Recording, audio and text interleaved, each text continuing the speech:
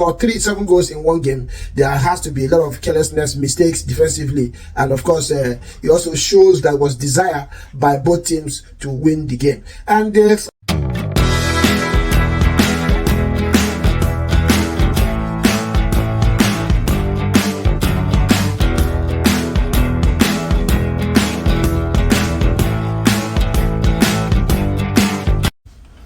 Transit TV, welcome back again.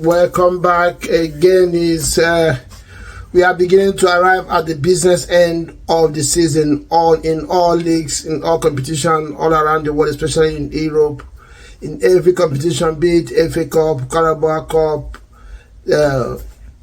Copa del Rey in Spain, the League, Champions League, Europa Cup. We are gradually coming to the end of the season, what is known as the business end of the season. And England was not left alone. This weekend, we saw the quarterfinals of the English FA Cup, a competition that has huge history in the world of football, that always spawns up surprises with results.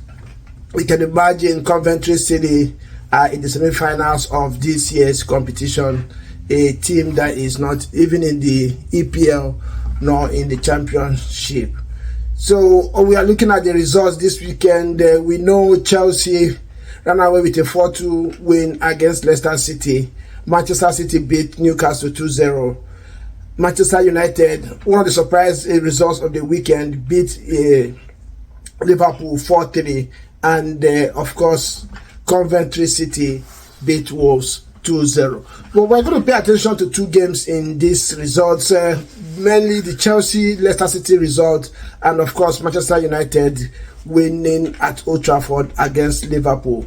These two games, starting with the Chelsea game, Chelsea remained Chelsea we have known all through the season, and one of the highlights of that game is that Raheem Sterling will not change. This is a player many rate, but I have not really rated Raheem Sterling starting from when he was in Liverpool and up until when he went to Manchester City. A lot of people say he scored a lot of goals, which he did in Manchester City, but if you technically look into those games, you will know that Raheem Sterling, because of the way City was playing at the time, Pep Guardiola designed the team to have a lot of their goals come from the wings, and with the pace that he had and they're playing from the wings, it was only natural that a lot of chances will come his way, which he squandered so many times. But because there were a lot coming his way, he still managed to score a lot of goals. So if you look at his goals tally, it will look like he's a goal scorer, but technically a lot of chances were missed by Raheem Sterling, which we saw today.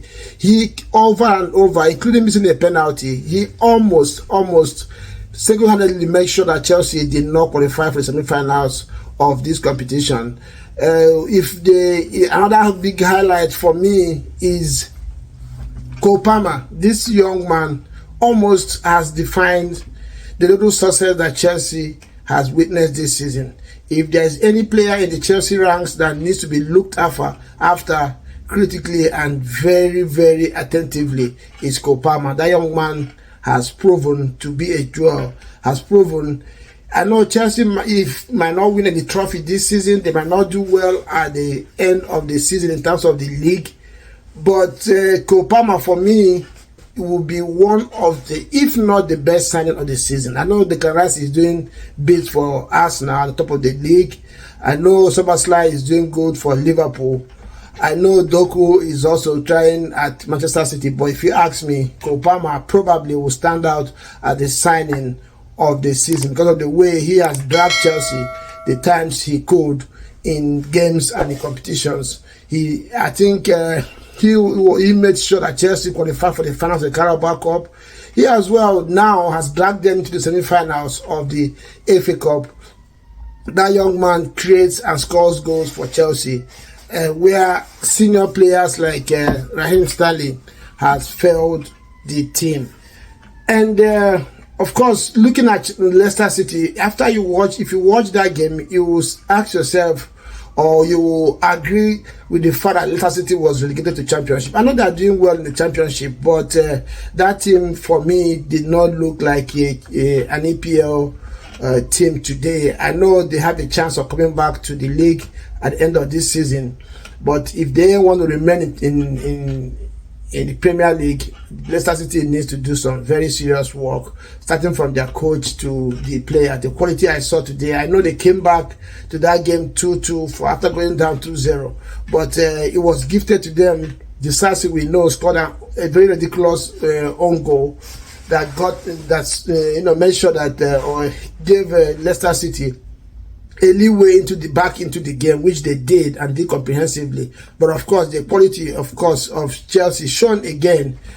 Palmer and Nicholas Jackson made sure that they won that one. So Chelsea is into the semi-finals of the FA Cup in England this season, regardless of how poor they have been all season. This is now the second semi-final of the season for them. Carabao Cup, of course, they lost in the finals to Liverpool. Now they are making it into the semi-finals of the FA Cup, which does not reflect the season that they have had so far, and which also shows the quality that Chelsea has in their ranks. But it's just that these players and the coach, they pick and choose when they want to perform and when they don't want to. And this is also a kind of, light in the end of the tunnel for Chelsea faithfuls. Those who support Chelsea, probably is a sign that if you give this team a chance and maybe one or two qualities added to it, like I said, Chelsea needs a very experienced midfielder who will come into the middle of that park and coordinate those players, organize them, and kind of be a coach in the pitch and within the games to help those players mature and see themselves through the games. Nicholas Jackson needs to be mentioned as well. Yes, he, just like Raheem Sterling, he squandered chances, but Nicholas Jackson created chances for Chelsea today with his pace and his ruggedity. He fought, leading from the front line, and with some of his fights and strength and passion and energy that he gave today ensured that Chelsea came out of this one victoriously. The second game we're looking at is the Manchester United Liverpool game. When you talk about FA Cup classics, this one ranks among the FA Cup classic games that were witnessed in England. Manchester United started this one on a very strong note, creating a couple of chances before they eventually went ahead through McTominay, a player that has developed and risen in the aspect of scoring goals both for club and country. He has scored so many goals this season. He has been one of the shining lights in the dark season that United has had so far. He picked up a rebound from a Garnacho effort, of course, which was created because of the carelessness of Liverpool, and this defined Liverpool throughout this game. Yes, they scored goals, yes, they came back, but Liverpool all through this game was careless. There was no, I've said this in the past few weeks now, Liverpool has lost structure to their game. The club no longer, they are no longer loyal to the structure and the plan and the pattern the Liverpool plays, and it looks like they just go in there now, do whatever you can, make sure you win the game and come out. That's what he tells these players, and this is not going well, making Liverpool struggle. They score goals, but still they struggle to win games. They barely win games with the last kicks of games. But of course, when you're playing against a team like United and being at Old Trafford, you cannot count on those kind of lucks all the time. So it was a classic game, classic game. So you can imagine a 7-goal thriller in quarterfinals of any competition. Tells you how prolific both teams were, and of course how careless they were at the same time, because for you to score 7 goals in one game, there has to be a lot of carelessness, mistakes defensively, and of course it also shows that was desire by both teams to win the game. And the highlights of this game for me, like I mentioned earlier, Liverpool were just all over the place defensively. If they don't want to sustain the title challenge that they have going on with Arsenal and Manchester City, they need to improve on their defensive shape, the way they approach games. And one of the reasons is because I said it so many times on this channel that Liverpool has no strong defensive midfield. Their midfield is not structured. Szoboszlai, McAllister, and Endo, for me, is not a solid midfield if going into big games. I don't think they have what it takes in that department to sustain any reasonable challenge in any competition. So that is my take, and it's shown today. You can imagine Manchester United, the season that they have had, managed to rough handle Liverpool today. Scored goals with ease. They got through that midfield and the defense of Liverpool with ease and scored goals. So kudos to Erik ten Hag, kudos to United, kudos to the players. For once, United players showed desire and showed resolute energy to win game, to fight for the badge, fight for themselves, and fight for the coach. This is, for me, I'm sure they know that it's the last chance they have to end the season on a high, and that they did today, with one more game left to make it to Wembley. In fact, this next game, semi-finals, is going to be at Wembley, a place that United kind of enjoy some reasonable success alongside Arsenal. So it was a very end-to-end game. There wasn't much in terms of tactics to talk about in this game, but one thing I have to mention is Anthony is a player that many do not regard in United. He has not done anything to redeem the price tag that he was signed on, but today he had a very solid moment of personal glory, getting United ahead in back into the game at 33 with a very special, I don't know how which the one. I'm lots of words to describe that goal. It was a very personal goal or personal effort with almost a 360 swing and taking that shot on goal, beating the Liverpool goalkeeper. This is something we have not seen from once in a while, though. Anthony, shows flashes of this brilliance, but today he did it, and he went in and got United back into the game at a time that Liverpool thought they were running away with the win. And of course, the winning goal came from the young man Diallo after a Manchester United breakout, a counter. A 2-on-1 between Garnacho and the Liverpool defender. Garnacho, of course, did not release. The final ball was not one of the best passes you can get at that moment, but the young man Diallo somehow managed to get a very sumptuous finish out of that pass for United, ensuring that United won this one 4-3. If you know the story of United so far this season, you will not believe that they scored 4 goals against Liverpool. Liverpool, and I mean Liverpool with all the stars, Salah, Van Dijk, all the players, Szoboszlai, McAllister, Endo, Nunes, all the players are available for Liverpool, and United still managed to get a result out of this one. So that is the story of the FA Cup quarterfinals this season in England.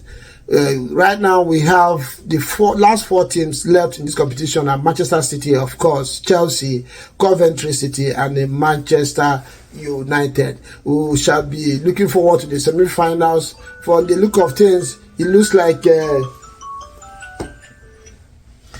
this is one of those seasons that the trophies in England will be shared among different clubs, because there are seasons like that where all the 3 or 4 trophies available are won by 3 or 4 different clubs. So far, Liverpool has picked up the Carabao Cup and they're out of the FA Cup. So we have United, Chelsea, Manchester City and Coventry left in the FA Cup. So one of them probably will win this. Let's say United wins it, then City will be left with FA Cup and with League and the EPL and the Champions League. And maybe Arsenal will pick up the League and Manchester City will win the Champions League. We have seen this seasons like this so many times in England.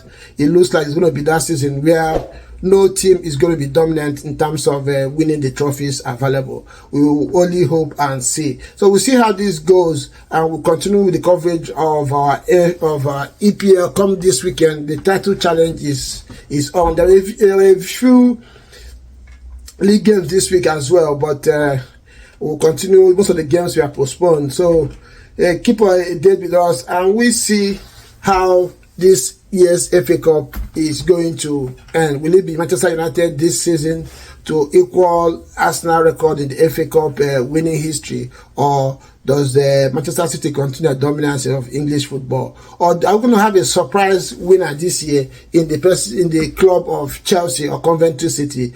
Chelsea has not had a good season so far this season. Coventry, of course, we know is not among the ranks of these other three teams. But you know, FA Cup in England comes with surprises. We'll only wait and see. Only some 5-6 years ago, we saw Hull City made it all the way to the final and almost won it against Arsenal before Arsenal came back and won that one 4-2 at Wembley. So that's it for now, and we'll see you later.